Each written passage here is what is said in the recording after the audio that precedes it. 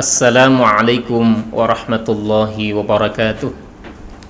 Hamdan syukran lillah, amma ba'd. Para pemirsa yang dirahmati Allah Subhanahu wa taala, alhamdulillahi rabbil alamin. Pada kesempatan ini kita bisa bertemu kembali dalam kajian ilmu tajwid, yang pada kesempatan ini kita telah sampai kepada hukum bacaan mim sukun ataupun mim mati.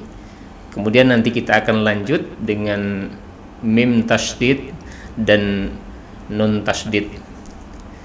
Baiklah para pemirsa yang dirahmati Allah, kita akan langsung masuk dalam materi pembelajaran hukum cara membaca mim sukun ataupun mim mati. Jadi untuk hukum mim sukun ataupun mim mati itu dibagi dalam 3 bagian. Ada 3 cara untuk membaca mim mati ataupun mim sukun ini. Untuk yang pertama, di situ ada hukum bacaan ikhfa syafawi. Ikhfa syafawi. Kemarin kita telah belajar pada hukum bacaan nun mati juga ada ikhfa. Ikhfa artinya menyamarkan, kemudian syafawi itu bibir. Karena memang makharijul huruf untuk huruf mim itu kan di bibir atau syafatain. Cara untuk membunyikan ikhfa syafawi yaitu ketika ada huruf mim sukun ataupun mim mati bertemu dengan huruf ba, maka di situ dibaca dengan samar dan disertai dengan dengung. Artinya samar itu huruf mim sukun itu belum sampai kepada idgham atau tidak diidghamkan, tidak dimasukkan. Kita akan coba langsung kepada contoh ya. Di sini ada contoh ikhfa syafawi. Jadi untuk huruf ikhfa syafawi di situ ada 1 saja, yaitu huruf ba. Huruf ba. Huruf ba itu juga makharijul hurufnya adalah di bibir. Jadi ba syafatain ya. Di sini ada mim sukun, kemudian bertemu dengan huruf ba, maka di situ dibaca dengan ikhfa syafawi, yaitu dibaca dengan menyamarkan ataupun dibaca dengan samar. Contohnya di sini adalah wa ma hum bi kharijina, wa ma hum bi kharijina. Jadi pada huruf mim sukun, di sini ada mim sukun bertemu dengan huruf ba, maka di sini mim sukunnya di sini adalah dibaca dengan samar disertai dengan dengung, kemudian tidak sampai terkatup untuk bibir kita. Jadi ada rongga, ada furjahnya. Hum bi kharijina, bukan hum. Jadi belum sampai mengatup, tapi hum. Nah, jadi ada sedikit rongga di antara 2 bibir. Baina syafatain itu ada rongga sedikit disertai dengan dengung, belum sampai menyentuh ya. Wa ma hum bi kharijina. Ini untuk bacaan ikhfa syafawi. Contoh yang lain, kita masuk kepada beberapa contoh dalam bacaan di Al-Quran ya. Di sini ada mim sukun yang warnanya merah, kemudian bertemu dengan ba. Wa man ya'tasim billah. Ya. Kemudian tadi sudah ya, wa ma hum bi kharijina taqikum ba'sakum. Jadi kumnya di sini samar, kemudian disertai dengan dengung, tetapi tidak sampai tertutup rapat, ada sedikit rongga ataupun furjah ya. Kum ba'sakum gitu ya. Wahum bada'ukum misalnya gitu. Kemudian yang paling bawah anfusakum bittikhadikum, nah, gitu. Bukan kumbi. Jadi mim sukunnya terkatupnya bibir kita itu tidak sampai rapat, tetapi ada sedikit furjah ataupun sedikit rongga. Ini untuk bacaan ikhfa syafawi ya, jadi disamarkan. Kemudian syafawi itu bibir gitu ya. Jadi ada mim sukun bertemu dengan huruf ba. Di sini kita akan lebih mudah mengingatnya karena hurufnya hanya satu. Sama halnya sebelumnya kita belajar nun sukun ya. Jadi kalau nun sukun bertemu ba itu juga hanya satu huruf, tapi ketika itu yang bertemu adalah huruf nun, maka di sana bacaannya adalah iqlab. Iqlab itu kemarin kita sudah pelajari, ada dua wajah ya ketika iqlab.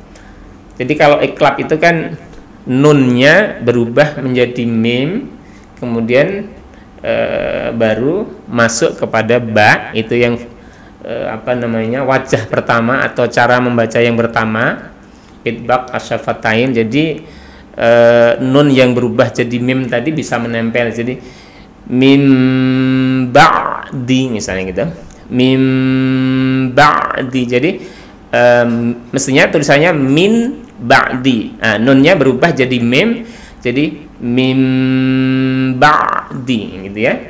Jadi bisa ditempelkan.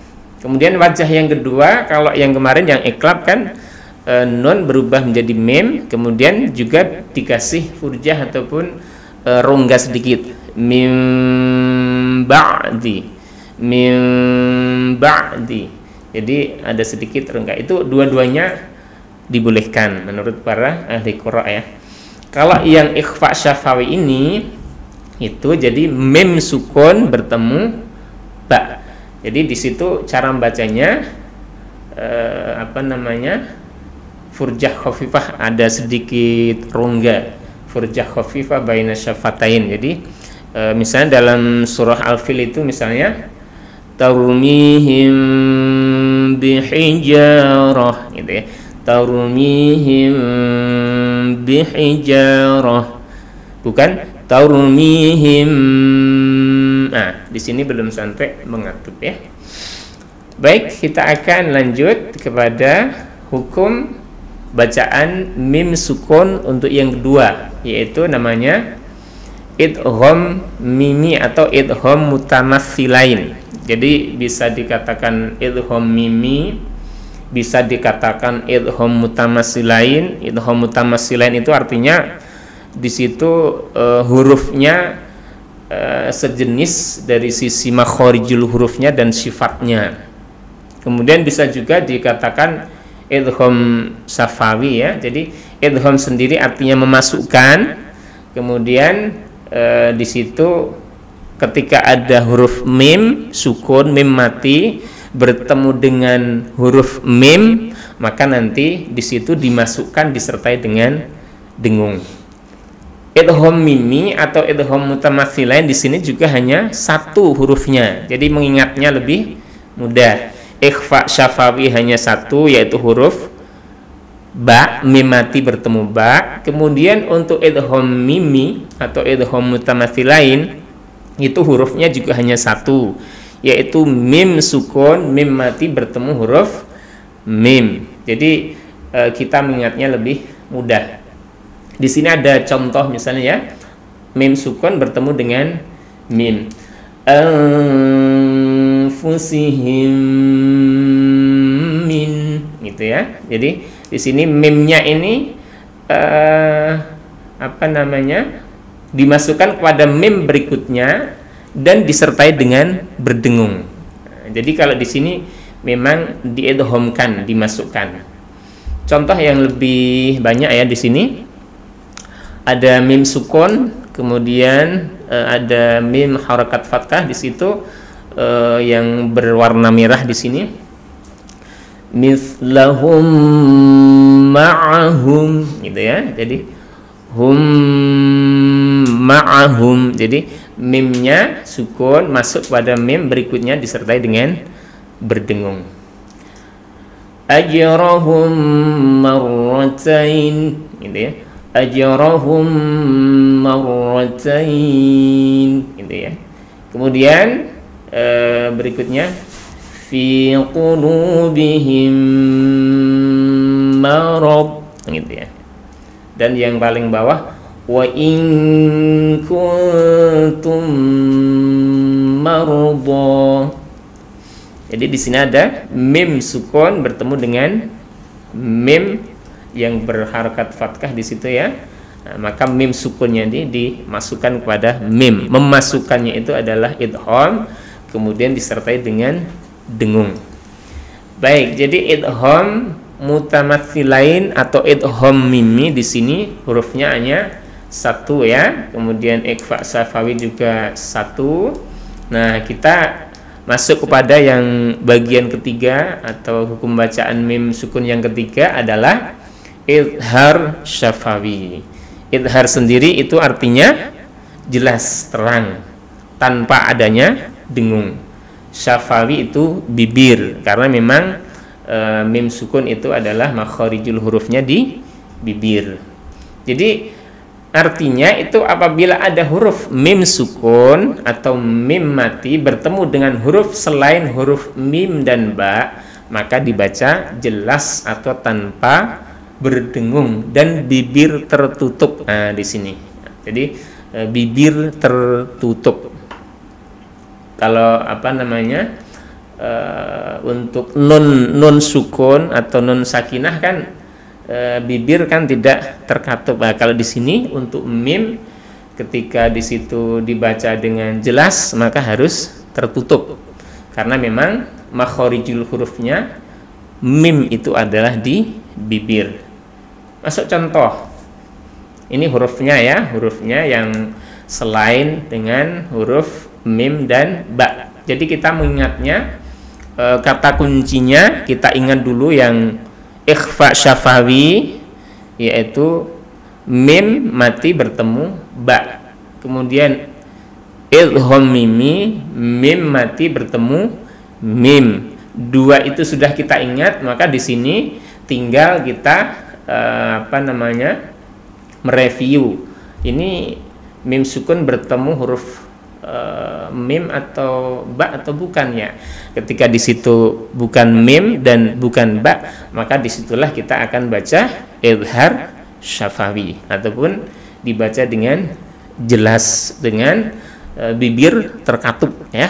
Di sini contohnya fi amwalihim haqqun gitu ya. Amwa, nah di sini mim sukun bertemu wawu, amwa gitu ya. Jadi bukan amwa, bukan gitu ya. Amwa. Kemudian di sini ada mim sukun bertemu hak, amwalihim haqqun kan gitu ya. Jadi bukan berdengung ya, bukan amwalihim haqqun, bukan begitu. Tapi harus diidharkan, dibaca dengan jelas. Amwalihim haqqun gitu ya. Am ja'alu gitu ya. Jadi tidak ada dengung di sini. Mim sukun bertemu dengan huruf jim. Kemudian mim sukun bertemu dengan sa gitu ya.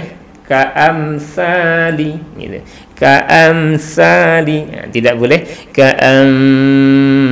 enggak boleh ya. Ka'amsali jadi amsali nah, tidak ada dengung. La'allakum tattaqun. Nah, dalam Al-Qur'an banyak sekali ya la'allakum tattaqun, la'allakum tashkurun, la'allakum ta'qilun. Banyak sekali. Di sini kita harus tahu ini berdengung ataukah tidak, dimasukkan ataukah tidak. Kita sekarang sudah sangat jelas sekali karena mim sukun bertemu dengan huruf ta. Kita ingat tadi mimnya di sini berdengungnya hanya ketika bertemu dua huruf. Mim sukun bertemu ba dan mim sukun bertemu mim. Selain itu berarti dibaca jelas. Di sini la'allakum tattaqun, mim sukun bertemu ta. Jelas di situ dibaca izhar syafawi. Jadi dibaca dengan jelas. Baik. Jadi ini tadi ya untuk hukum bacaan mim sukun itu ada 3. Yang pertama ikhfa syafawi, hurufnya adalah ba, mim mati bertemu ba, maka di situ membaca dengan samar dengung ya.